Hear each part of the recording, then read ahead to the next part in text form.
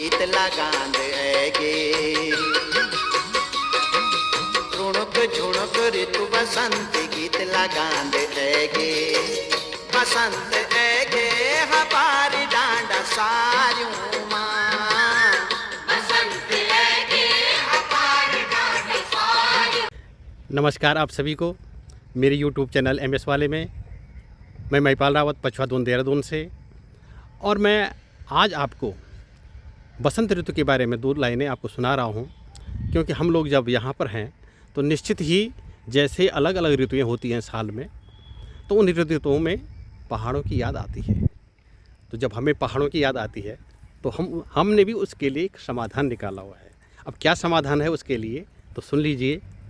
गर्मियों में जब याद आती है पहाड़ की, गर्मियों में जब याद आती है पहाड़ की, तो यमुना में गोता मार देता हूँ। गर्मियों में याद आती है जब पहाड़ की, तो यमुना में गोता मार देता हूँ।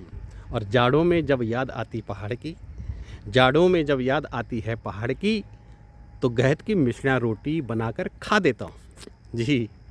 और बसंत में जब याद आती है पहाड़ की, तो फ्योली के फूल तोड़ करके टोकरी में उसे देवता के पास चढ़ा देता हूँ। और मैं इन्हीं कविता के आधार पर मैं आपको एक फ्योली का फूल दिखा रहा हूँ। ये भी मेरा मकसद भी यही था कि आप फ्योली का फूल देखें और हमारी पहाड़ की जो संस्कृति है उसको जीवंत बनाए रखें, ताकि हम उन फूलों को देख करके अपने पहाड़ की याद करते रहें। बसंत ऋतु का आगमन और पहाड़ों पर ये फ्योली का फूल देखते ही छटा बनती है। और कभी वो ज़माना याद आता है कि जब हम इन फूलों को लेने के लिए अपने गांव के खेतों में जगह जगह घूमते थे, और बड़ी मुश्किल से हमें एक छोटी सी टोकरी फूलों की प्राप्त होती थी। और आज मैंने अपने पहाड़ की परंपरा को सजोते हुए, उसको बरकरार रखते हुए अपने दरवाजे के सामने, अपने गेट के सामने एक फ्योली का फूल लगा रखा है। और देख लीजिए, फ्योली के फूल से ये पता चल रहा है कि बसंत का आगमन हो गया है। और पहाड़ों में भी फ्योली अपने यौवन में इस समय ज़रूर होगी। इस फ्योली के फूल को आप लोग देख लीजिएगा।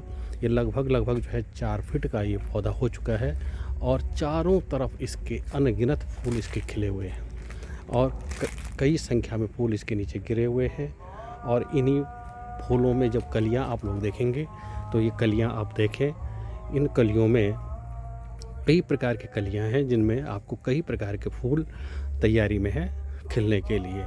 तो बड़ा ही मनोहारी दृश्य इस फ्योली के फूल का, और ख़ास करके बसंत के आगमन का।